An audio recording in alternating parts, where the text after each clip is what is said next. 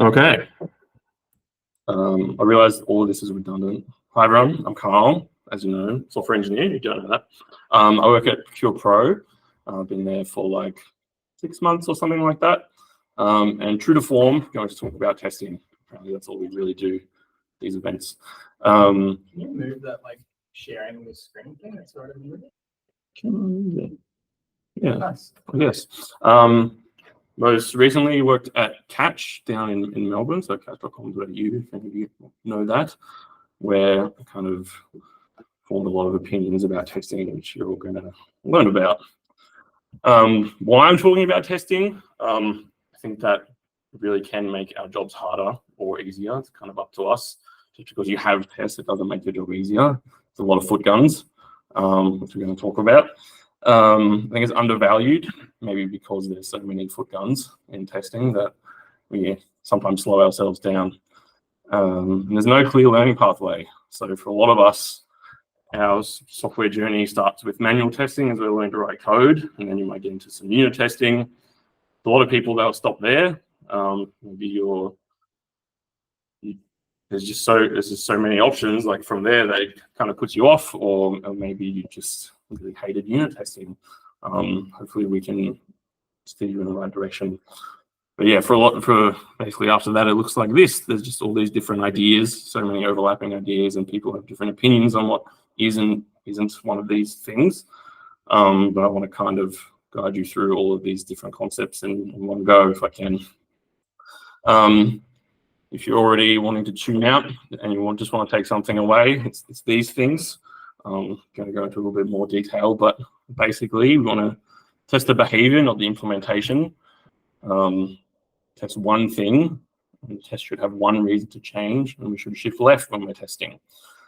These are all pretty vague ideas, I realize, but hopefully we'll make them less vague. Test shapes. Has anyone heard the term test shapes before? No, Tom has. Shut up, Tom. So you might be familiar with this one, the test pyramid. Anyone familiar with the test pyramid? Lots of nods, some confused looks. Does anyone know what is the general idea of a test pyramid at a high level? Why do we have a test pyramid? Right, lots of tests on the smaller, simple pieces, and then you have more.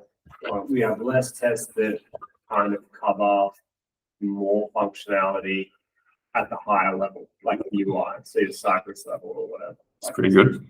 Because they're expensive tests to maintain. Exactly. Right. Why are they expensive? Because they're very brittle tests. Yes. Also, they're really slow. And they're really slow. Yeah, and often if you have a failing end-to-end test, debugging that sucks. It's never a good experience. If you have a failing end-to-end test and you don't have a failing unit test, you just miss an opportunity for a unit test most of the time. They'll give you much faster feedback. It's the kind of idea of the test pyramid, but there are other shapes. Yeah, this one is really just saying the manual ones are the slowest, end-to-end ones are slower, but still expensive. And then unit tests are the fastest and give us the best feedback. There are other shapes. Don't know if any of you have seen these, I'm guessing not, but I'll walk you through them. Kent, I think, was the first person to introduce everyone to this idea of a testing trophy. I think he does have like front-end engineer. So, but he's kind of phrases it as a general guide for return on investment. He doesn't really talk about why, but it just says do the test trophy. But I think the idea here is lots of integration tests, fewer unit tests, some end-to-end tests, and then static test everything. Spotify also released their kind of testing strategy, but more for microservices, and they kind of hint as to why they structure it this way. Similar focus on integration tests. They kind of don't even use the word unit tests, and they talk about implementation detail tests. So you want less of those and even fewer integrated tests, ideally none, meaning integrated where you're testing in a fully integrated environment. So if you're deploying microservices, you're deploying them with lots of other microservices or even like real third-party integrations, real front ends, all that stuff. They're basically saying don't do that at all. But again, they don't really talk about why. So we'll get into that a little bit. This is my very opinionated testing pyramid. That doesn't look like a pyramid. Open envelope. If I'm sorry, An open envelope. an open envelope. That's a good one. Maybe I'll call it that. I'll trademark it. So my kind of opinionated pyramid is just lots of behavior tests and fewer implementation tests. Doesn't really talk about whether they're end-to-end or not, which is kind of the whole point. But really, we're going to do a kind of a speed run of unit tests up to integration tests and kind of make them look like this. Yeah, so going to go through a few examples. Basically, we're going to look at all these different foot guns and talk about how we can turn them into not so footy guns. The first example, I'm going to jump into some code now, but basically it's a contrived example. I made it up. It's really simple, but it's also not ideal. So we're going to show you some tests that we're going to improve and basically change them to be testing the implementation detail and change them to testing the behavior. So, okay, cool, thank you. So in this first example, we have like a little bank domain, pretty simple, only 3 classes. How can it go wrong? So we have this class. Don't critique me on this code because it might have been ChatGPT. But basically, we have this long method, super long. I don't really care how long it is though, as long as it's got tests. It just says does meet approval criteria and checks a bunch of stuff on a loan and an applicant. That's all we really need to know. So we start with this test. This is the first foot gun, which is we have a test. All good, you can see. That is pretty small, but Until you're engaging, everyone inches closer. yeah. I'll just scroll through it. So we have a test that says doesn't meet approval criteria, returns false. As an applicant, has a whole bunch of things on it, and the loan similarly with a bunch of things, and we calls this method. This is the one that we're testing, and then we get the result and we say it's false. Does anyone want to tell me why it's false in this test? Crickets. It's kind of the whole point. You don't really know unless you like walk through the code, look at what it's setting. You're never going to know. Well, not never, but it's going to take you a while. Similarly, we got one for returns true. This is basically just a happy path. If you're writing tests like this against code like that, you're better off just using PHP scan or any static analysis tool, because really we're only testing 2 of the possible, I don't know, 20-something pathways through this code. There's a lot here to test that we haven't tested, which is the main problem, is that often we think that this probably would have high coverage and that it just executes all the lines, almost all of them. But we can go delete a whole bunch of stuff from this and it will still be fine, which is not ideal. So what we really want to be doing is exposing the behavior of the thing that we're testing. So it's got a lengthy name, but the name's not super important. So this is a test. Basically, I've just refactored it to kind of expose why it's testing what it's testing. And the first one is it expects a home buyer to be approved for a loan amount higher than 80%. I hope people agree that that's pretty clear, like what it's testing. So we have this applicant, which is just an otherwise approved applicant, and they're a first home buyer. That's all we really care about. We don't care about all the other details, like all of this stuff. It's just they're approved. It doesn't really matter. So we kind of encapsulated the things we don't care about into one bigger idea. And then we also have a loan, which is just a mortgage and the amount and for the property value. And it's saying that they would be approved because the loan amount is higher than 80%. Pretty straightforward. Moving on, similarly, they wouldn't be approved if it was higher than 90%. It's pretty clear from this test. Going down, this is one where it would be false. Expect loan to not be approved when applicant debt exceeds 35% of income. It's a lot of words, but it's enough to tell us what's actually being tested here. So yeah, I'm hoping that makes it a lot clearer, like why we're testing, like what the behavior is. But this has a lot of benefits. One, if one of these tests fail, it's really easy to see what it needs to be doing to pass. So it should be more explicit. if they're all failing, you have a different problem. But if one of them is failing, it's really specific and it should help you like basically guide the way to fixing it. It's also much cheaper to extend because we know like what it is it's testing. We can very easily just plug in a whole bunch more scenarios to it. So this is the same one as before, but now we're just testing it with like multiple different loan and property values. But you can add heaps of these. You can have thousands of these, and it won't really like change much because these are so fast that you can just keep adding them. We'll come back to that later.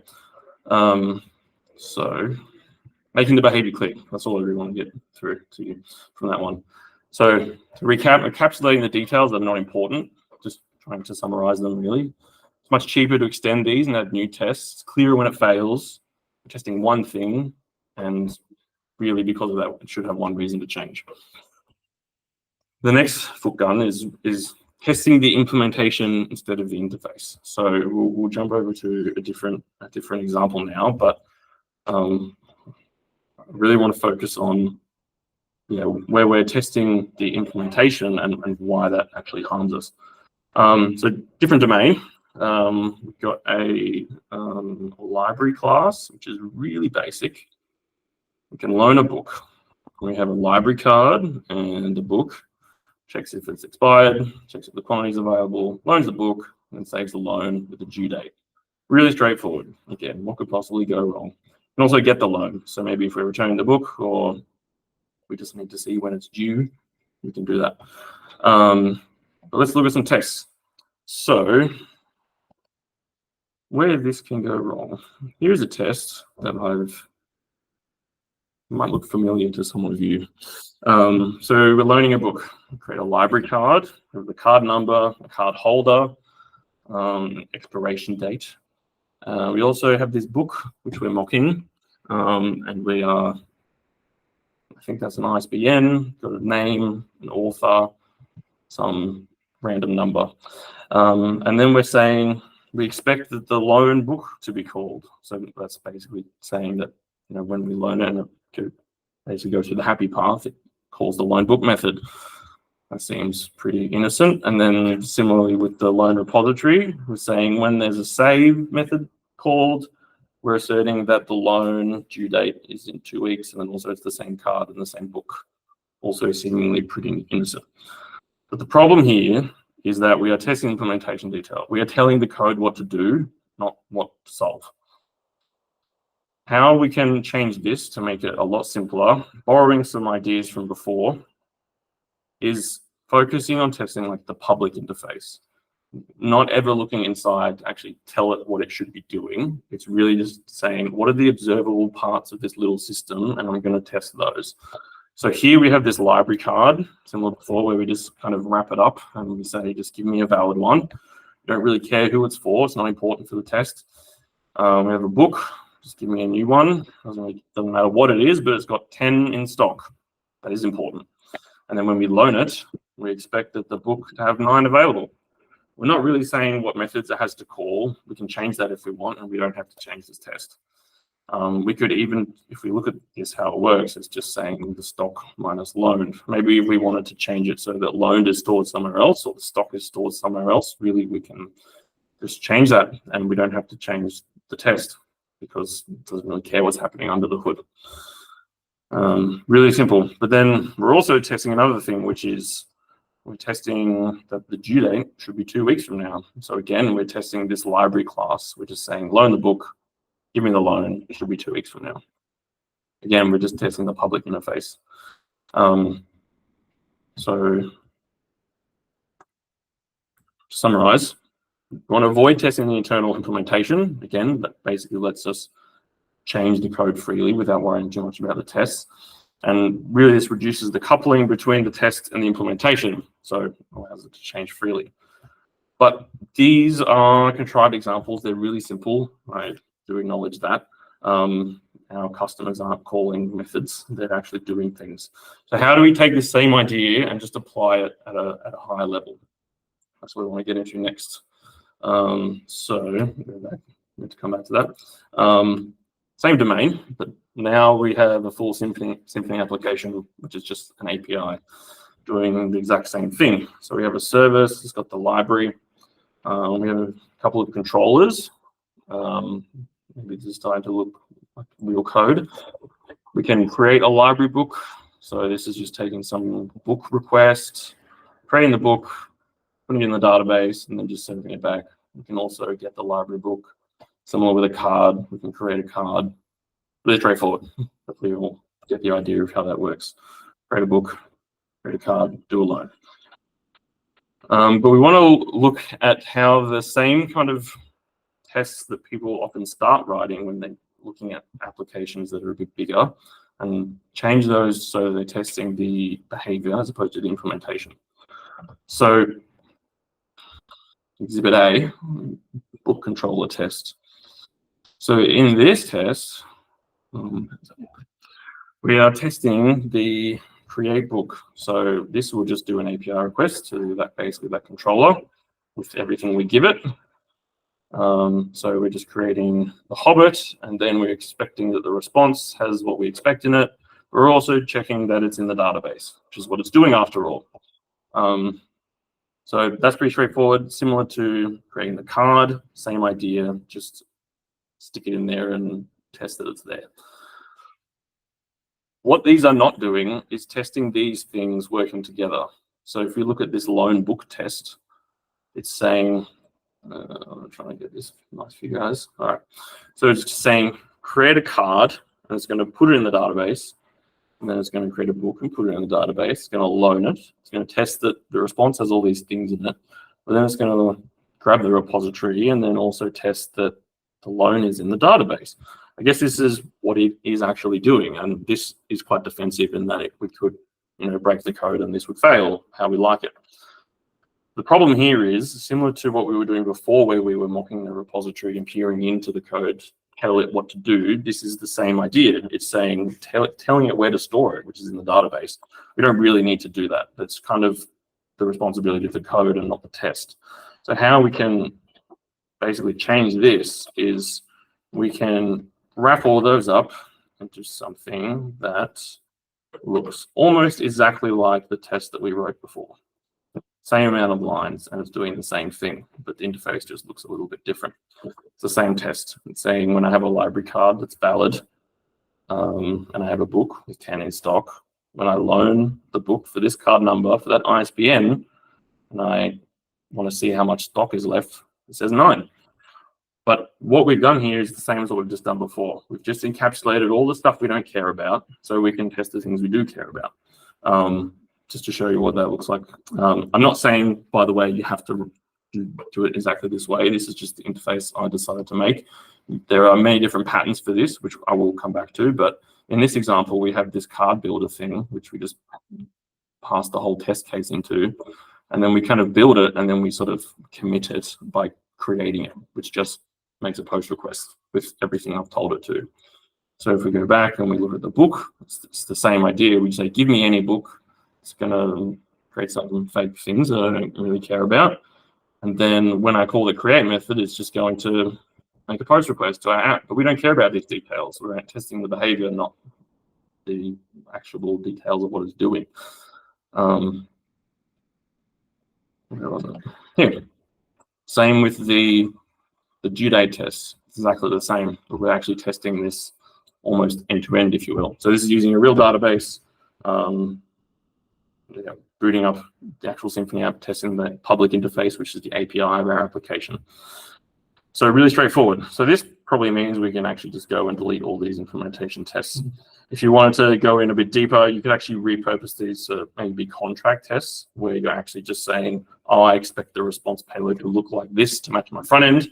That's really valuable, but it doesn't really need to actually look inside the application to say, what are you doing inside? It doesn't need to know. So to summarize that, testing the public interface, which is reducing the coupling between the tests and the implementation, so like how it actually works under the hood, which basically allows us to change freely. We can change our whole database. We could change what the controller is doing. We can move stuff between the controller and the service layer, or it doesn't really matter. The test stays the same, which is what we really want. Basically, this all leads us to this idea of acceptance testing. So I don't know, if you just look it up on Wikipedia, it's actually really great. Acceptance testing is really just the idea of writing these style of tests before you write your code. So usually with your stakeholders, it might be like a product manager, maybe even your customer, or business analyst, whoever you're working with. But you're writing these style of tests that are really simple. You're just writing them up front before you even build them. What I showed you just before was basically on the right, but that's not too friendly to put in front of a product manager, but there are alternatives. So Gherkin or BDD style would be what's on the left, where you basically sit down and you're saying, like, how does this thing need to work? And you're just writing that together and basically committing to building that thing. So you could, if you want, you can actually put this in your code with tools like BHAT. You can just run it as it is, and then it provides a nice way for you to build all these different adapters. So just like I showed you before, where the card builder was making an API request, this given I have a valid library card would do the exact same thing. Again, not things product managers really give a shit about, so we can just do that. A lot of complexity there, but equally there's complexity if we decide to write these and then just build tests like this into your application. You know, you don't get this for free. You actually have to think about how you kind of encapsulate all these ideas so that you can write tests that make sense. But even this is pretty straightforward. But what I want to talk about next is how do we scale these ideas with the rest of our application? Can't write tests like that for every single like pathway through our app. It doesn't scale. If you have large apps, which most of us do, you'll be writing tests that take just way too long, and we don't want that because it's expensive and the feedback is too slow. So how do we kind of combat that and get the best of both?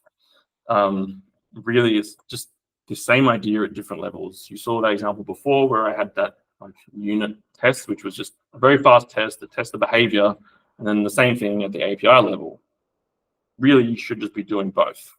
So some boxes and arrows for people that like it. What I showed you just before was testing the public API. So just like a normal unit test, we would say, do your setup, do your action, do your assertion.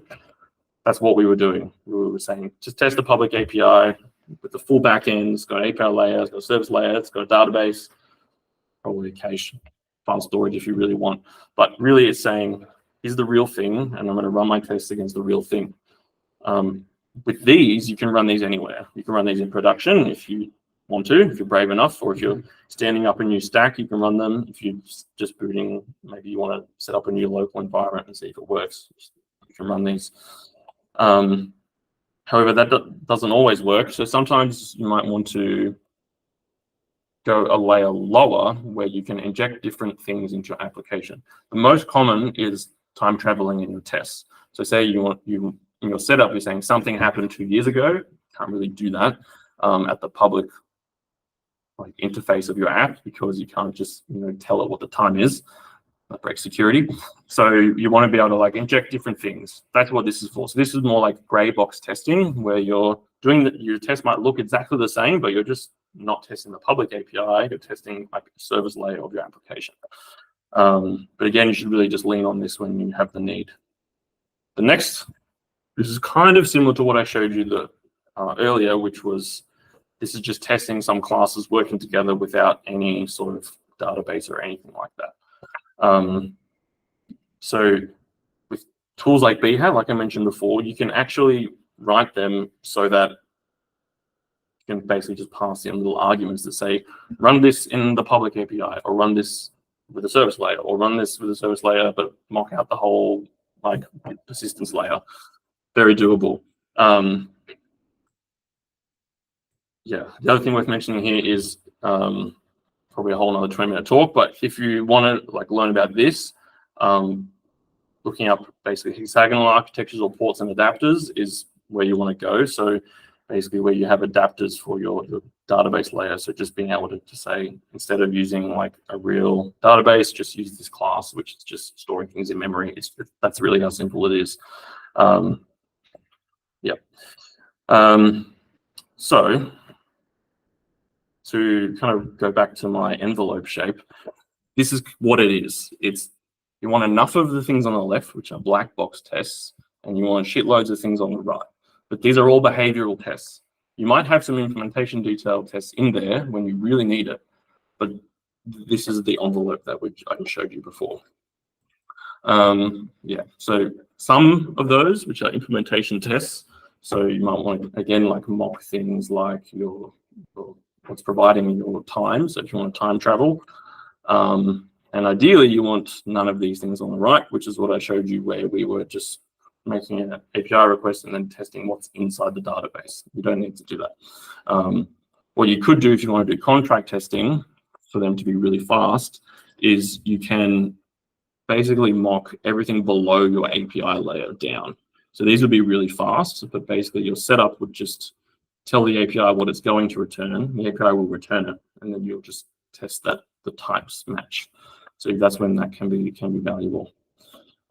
To summarize, you clearly define your own test shape, like how many of each types of test do you want, like what is valuable. Write your acceptance test first. Just like do it with the people that are telling you like what you need to be building. Make a pass. Deploy that. So really, as if you keep writing acceptance tests and you can deploy those, basically you can have a lot of confidence that any changes underneath don't really matter. Hopefully you get to sleep better. That's it.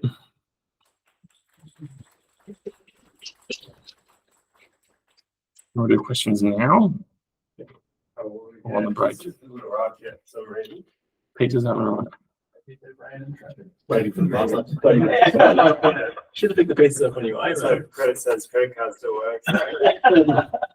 Any questions? Yeah, I did. Oh, I just getting a call from the pizza guy. 1 sec. We'll go on a break. Anyone else? So is there significance to the orientation of your envelope? So why don't you have it upside down? Was that deliberate, that it was the triangle at the bottom? So you have like the trophy. I assume that there was a flow, that there was a reason it was stacked the way it was, and not side on. Oh, it's really so it's like more familiar. You can order it any way you want. It doesn't have to be top or bottom. It's just you don't like have to start from static and work No. your way up. no, I vaguely mean like the higher it goes, like the slower and more expensive. slower generally, yeah. So your static tests are probably faster than your unit tests. Okay, Maybe. so does that hold true for your envelope then? So is that why you've chosen? Yeah. Okay. Yeah, but like this is probably the slide that took me the longest. I have another one, It's which is hand-drawn. I got just this in the DM this afternoon going, does this make sense? I don't know. so I would draw this another way, which is a pyramid, but every single step just says behavior test, which is like you have unit tests, which are just fast tests, but they're testing the behavior. So they're not like, as much as possible, don't test the implementation detail. Like I said, hope you got that. But like then if you go up a level, you might have like integration tests, still testing the behavior, but maybe they're using like real things, so like the real database or real file storage, whatever. And you go even higher, which like it might be testing like a UI. So it's like the higher you go, it's testing behavior all the way up, but they're just slower. That's really it. But what I wanted to say is just shitloads of these, please. Yeah. And with this setup, like, so in any sufficiently complicated system, there's a shit ton of stuff that has to be in the database to be configured. For like the book needs to have an author, which then needs to have whatever else and all these stuff. Like, how do you elegantly define like what sort of base setup you're using, like your Cedar or whatever, like, because like that looks really good, but then in reality, like to get even a shift on a roster in our system, like you need everything set up for payroll, basically, which is 45 tables with data in it. But see, I think you've kind of outlined how you're thinking about it, which is I need stuff in the database. It's really what you need to have happen is I need things that the users have done up to this point, and then I test from there. Yeah. So starting with that will help you if you want to look up this stuff. So this is like BDD, behavior-driven development, which is like this syntax is called Gherkin. There's lots of books about this. I think what I'll do is I'll share like resources for basically where I've learned all this from. But basically, like similar to how you would just write a really complex unit test is like you put all your stuff in the setup that you don't really care about. And then in your actual test, it's like, here's the things I do care about for this test. It's like, there's all this stuff that happened before that just needs to happen. Doesn't matter too much what it was, it just needs to happen. So you can, if I go to my code example, which is like this one, right? Let's just say, how could we try to stick to this domain here? You needed a publisher to have existed for the book. Yeah, that's a good example. Like, let's say if there was a publisher, what you could do is like in your setup, you just do this exact same thing. It's like just create the publisher using the public interface, and then reference that when you're creating the thing you do care about. So similar, but again, it's complex. Like there's always going to be a shitload of things that need to happen before your tests. But again, it's more about like, can you put them before your tests, and then make sure that the stuff in there is stuff that you really do care about. If you like leaning on to this BDD style, it's kind of a journey that we're going through now. Pure Pro is like, we are writing these together, but we have like, I could just look it up, but there's like a background step before all of this, which is shared between all of your scenarios. And that can be like 10 plus lines of like what's an example of one where we You have have an organization, you have a project, you have a trade you're working on. so like people do everything. Is that a core set of data that gets loaded? Basically a setup method. Like, Yeah, basically like a setup. But the real idea is like, what are the things that need to have happened before this thing I care about? Put them all up there. But really, you should be able to run it in any environment too, if you're running these kinds of tests. You can also run them like unit level, where you, like I said before, you just stubbing out everything underneath so you can do them really quickly, but it's the same. You might have like in this one, right? So this test, I'm using like a real library card and a real book and the real library. I'm not mocking any of these things. Like if I had a really complex system which had a lot of things that need to happen before it, I would do all of those things before it. But I would swap out any like any like database layer stuff for just like in-memory version. It will be just as fast as a unit test, and you can write shitloads of those. Yeah. And then you'd have a few that would run like the higher public API layer, but it's doing the same stuff. It's doing all that stuff that you needed to do. Yeah. Does that kind of help? It does, yeah. Like we got heaps of issues with that test. I won't pretend that that's in any way good. But the other issue that we're experiencing is on the Cypress front, we have set seers that run and they get polluted with other things. I suppose I probably just need to understand the GERT and stuff a little bit more, but that's probably, we've got too much stuff shared going on. Like someone goes and edits the main CEDA because they need something for their individual tests, and then it gets more and more polluted as we go on, sort of thing. Yeah, I have a really shit answer for that, which is don't seed. Yeah. Just to avoid that, because really, if you're running these kinds of tests, what you can also do under the hood, like I guess where you're dealing with like multi-tenancy, is every test is isolated from the other one, even without like no tearing down. You just run the test, it'll pass, but you can run it 1,000 times, it will keep passing. Yeah. So what you can do is like basically alias these things so that they become unique. So if you're creating, like, I'm guessing you have like companies that do rostering, right? Yeah. If you have one test that tests a specific scenario for like a specific roster at a specific time, it would create a company just for that test.